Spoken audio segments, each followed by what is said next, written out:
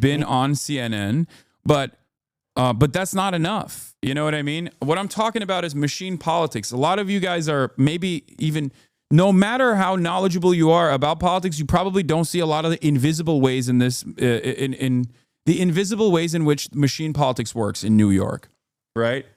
Michael from Pennsylvania can give you guys an even better inside look into this with Pennsylvania specifically. But like, I'll give you an example. I didn't really cover it, but like Andrew Cuomo was entertaining running in the New York mayoral race for quite some time. He kept saying, he kept dipping his toes in. He kept saying like, oh, I'm going to run. Will I run? Probably. You know, they would send out feelers, and every time they sent out feelers, the media would cover it because Andrew Cuomo is a person who is obviously very famous. Now, he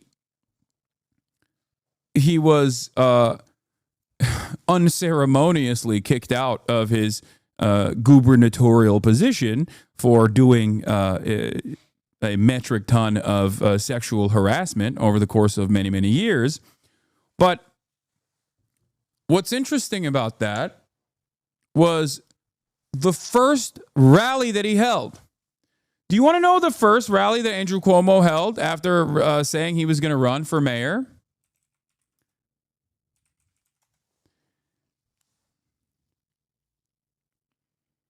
It was a Women for Cuomo rally. Okay?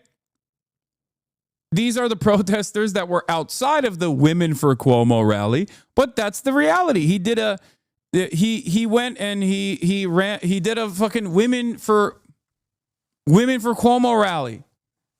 And he got a bunch of powerful women in New York to link up with him. Okay? And then here's another thing that they did. Here's another thing that he did. They held another rally the next day with unions for Cuomo, right? To present himself as like pro-labor union. They went to that rally. A bunch of union rank and filers were at this rally, right? Turns out a bunch of smart labor reporters went in and asked them, like, what are you doing here? And they were like, I don't know. My union said that this was like a meetup. And I believe that they were giving benefits for attending it. And they had no idea that it was like a pro-Cuomo rally. Yeah, it was the Carpenters Union Hall in New York. So like, this is the type of stuff that Andrew Cuomo has the power to do. This is what I mean when I say machine politics works in incredibly nefarious ways, where if you were basically in charge of New York politics, that entire machine for quite a while, you have the opportunity to go to union leadership, find union leaders that are on board with your agenda because you'll give them some kind of legal kickback when you're in power once again. So you can just like call up favors and have those union leaders bring in rank and filers to do a fucking photo op. All the while, the media carries on the message. Look, women are not that angry at Andrew Cuomo. Maybe he's just Italian, and maybe he wasn't doing, sexual harassment to every woman that was in his vicinity, right? So this is how it works. This is how it works. This is a disgusting machine. This is a machine run by vultures and lecherous perverts.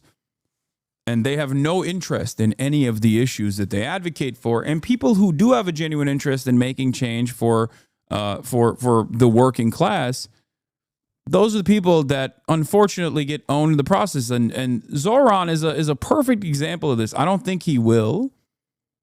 Right? I don't think he will get owned in this process, but like, it's always a hard fight.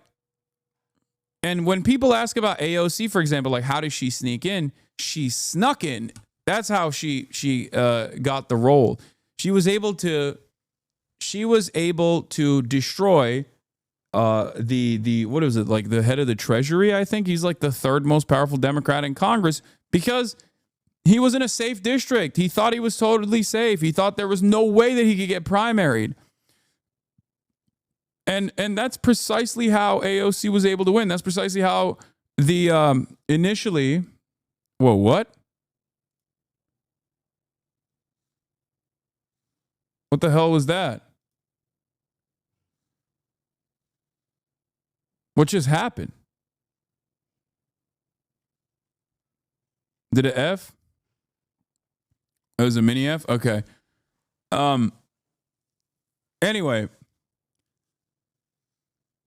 just as Democrats were able to secure a bunch of W's in primaries all around the country because they were able to basically showcase, honestly, who they were at a time when people were obviously resentful of establishment party politics, but in a way where the Democratic Party was not expending resources.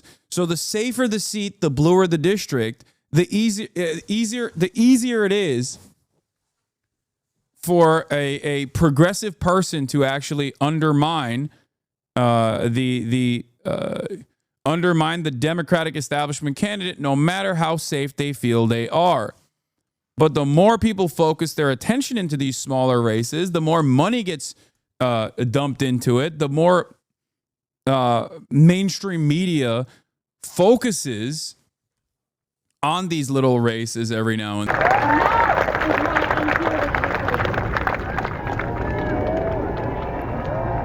let me share with you exactly what I mean. Because when they like to call us radical, and what they like to call me is radical, I believe it's common